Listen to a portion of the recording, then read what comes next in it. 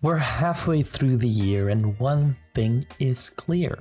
People are loving indie games, while AAA games keep flopping and getting lower player counts. Now this phenomenon hasn't been going on since the beginning of this year, but rather the end of last year, around the time that a small little game you probably never heard of called Lethal Company released, taking the world by storm and getting insane numbers on Steam. As you can tell here by the picture I'm showing you right now, it averages still 6 months later a 15,000 player count peak, 15,000 players playing at the same exact time, and it peaked 6 months ago with 240,000 people at the same time. That is a huge fucking number, a huge number. Now, this game was made by just one dude, so this is absolutely crazy to know that just one guy can make a game this remarkable. And it's even more crazy to know that it actually outsold Call of Duty Modern Warfare 3. Modern Warfare 3, or at least Call of Duty, is one of the biggest franchises to ever exist, especially in gaming. Everyone knows what Call of Duty is, even outside of gaming.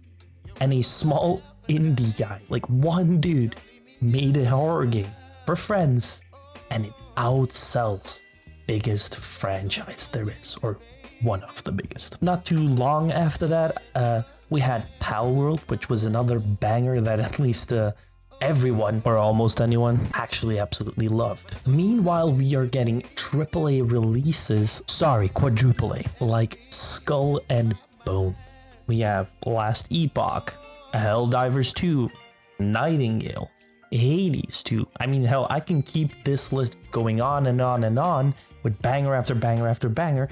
One thing is clear, they're all made by smaller teams that rarely go above a dozen or 24 people. I know some of these studios are more AA studios, but still, none of them are AAA, and they're all made by smaller studios. They're still bangers. Meanwhile, we have Diablo 4, which it may or may not have gotten better at this point, but when it released, it was a pretty meh game. It really had some shitty end game that no one really liked, and the seasons weren't really too exciting. But when the game released, over 9,000 people had helped make that game. Now, this includes audio-related roles such as voice acting. It's not just developers, I'm not saying that, but when you look at it, small indie studio also doesn't have a lot of voice actors helping with a game like that. Maybe a game like Hades now does, because it's a bit bigger. Lethal Company, on the other hand, again, one guy made that. That is insane. But when you look at the player numbers, and this is, of course, most notably seen on Steam because they're so easily shown, but when you look at the player numbers, you see that indie games are doing way better than any AAA game out there. Like, right now, they're outshining it, every single one. It is no surprise that AAA gaming is just flopping now. I'm kind of happy, honestly. I stated this in another video, but I'm honestly really glad that these smaller studios and these smaller teams get recognition for their hard work, because they're talented and they make really good games. There are a lot of games out there that a lot of people don't know of. My last video I posted about Abiotic Factor, I got comments telling me that they had never heard of that game. And if it weren't for my video, they maybe never would have found out. Now that may be a bit of an exaggeration from them, but still, a very, very good game made by very talented people. And yet some people would have probably missed it. But what exactly is this big difference that people now start choosing indie games over AAA? I mean, when you look at it, the definition of AAA or AA or whatever just means higher quality, right? It's false. No way. Not this time. See, I've talked about this in another video. Big difference is that with a smaller indie studio, they don't have to communicate with a lot of different people. They don't have to please investors. They don't have to jump through 40 fucking hoops just to change a UI element to their HUD. Like, they can just say something and be like, hey, I want to change this. And they can tell their 9 other people working on the game. And all those 9 other people are like, oh yeah, sure, go ahead. voila, and they can work on that stuff, and it's all in a day's work. Next to that, because you have to cater to those investors, this means less creativity for those big studios. The developers of those studios don't have the creativity that they used to have.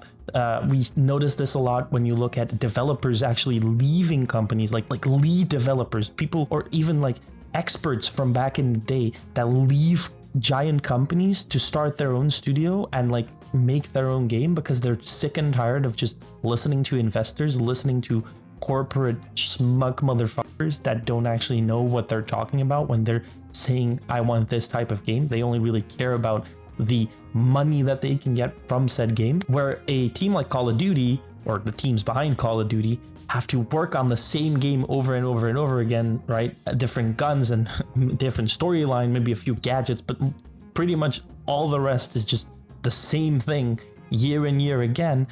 Indie studios can just go, fuck it, let's just make something really cool. I want to make a game about this. I want to make a game about that. And it sells really well because people also love these creative ideas. There is, of course, a downside to indie games. They're indie, they're smaller, they don't have as much funding, and therefore they do have to cut somewhere, which is mostly done with, for instance, voice acting or graphics. A lot of games, indie games, don't have voice acting, they just use text and like a little sound. Let's take a look at, for instance, Stardew Valley. Stardew Valley is a wonderful, beautiful game, but no voice acting. It's just done with text, and that's fine. It adds to the charm of the game, but nobody's gonna question that. Maybe they could have added voice acting and that wouldn't have been something bad, right? If they were good voice actors. Not something bad, but not something necessary because they cut it well. They knew what they had to change and they knew how to change it. The same goes for graphics. Like Palworld and Lethal Company, they don't look realistic at all, but you can't say that those games look bad, right? They're good looking game. They've got this art style, which is something very important in gaming. Art style goes above how graphically good looking the game is. It's just how realistic a game looks, but honestly, art style is always going to be way better for a video game. And that is the beauty of it, of this creativity that they also just have. Because when you're a smaller company and you don't really have a giant publishing team helping you sell your game, well, you've only got really one thing to do to really make sure your game sells, and that is just to be special, to be something that, people haven't seen yet. I mean, how do you stand out from others? Well, by being creative, by creating something that hasn't been created before. Now, I'm not saying that these ideas are just complete, all fresh, new ideas that have never been done, but sometimes you can take ideas that have never been combined and then combine those and make a good game. Let's take a look at, for instance, Palworld. Palworld isn't, wow, look at all these crazy ideas, we've never seen those, but they just take those ideas and they just say, let's combine them. Let's take a look at Lethal Company. It's just a co-op horror game. That's pretty much all it is. But what other co-op horror games are there? Like good co-op horror games. We have the Outlast Trials, and that's, I think, as far as the list goes, which, let me say, is also a good game. Then, of course, indie studios with these smaller studios mean that they don't have to, ask these giant prices. I mean, AAA studios ask $60, hell, $70 for a game. Sometimes not even offering a lot of gameplay time, a lot of fun, but 10 or 20 bucks for quite a bit of entertainment? Count me in. I mean, hell, why wouldn't I? Why wouldn't I pay 3 games that can offer me quite a lot of fun versus one game that might be fun, but probably also has some scammy shit in it? Not everyone is up and ready to just spend 60 or 70 bucks. That sometimes is a lot of money for a lot of people. So the next time a big game releases, please, please, please listen to me. We need to vote with our wallets when we talk about this stuff, and just don't waste those 70 bucks. Wait a day or two. You can wait a day or two. Just play something else. I know. It's hype. It's fun. You really want to play that. You think it's going to be great. But then you wait a day or two, you can read the reviews and you can say, oh, yeah, maybe or maybe not, that is not the best game. Trust me, you can even tell if the game releases if this is a good game or not. Like, honestly, I've had a lot of times nowadays seen reviews just drop on a game like an hour or two after release, which means that they haven't played the game a lot, but at least you know something about the technical way the game works. Something that I haven't really talked much about, but it's just something I find is a bit of a coincidence, but coincidences, I don't really believe in that. So what I notice a lot with these games as well is that they're PvE rather than PvP, if you get what I'm saying. When you look at a game like Palworld, Lethal Company, Helldivers 2, they're all games that are made to be played with your friends against AI, against computers, against whatever monsters or whatever. Not made to be played against other people. Now, I'd love to go into that more because I do have a lot of an opinion to say about that. That is for another video. If you'd like to see that video or know when that video gets uploaded, well, why not subscribe to the channel? That way you get notified and I get an extra subscribe. Also, leave a like on the video. It really helps a smaller channel like mine grow and become bigger. AAA gaming is just taking a giant L right now, and it really warms my heart to see people finally have enough of this crap. It's like I said, we vote with our wallets, and it's pretty much the only thing that these companies can take control of, right? The way we vote sometimes, when we look at, for instance, the Game Awards and stuff, we don't vote in that. We take about, I think, 5% of the total votes.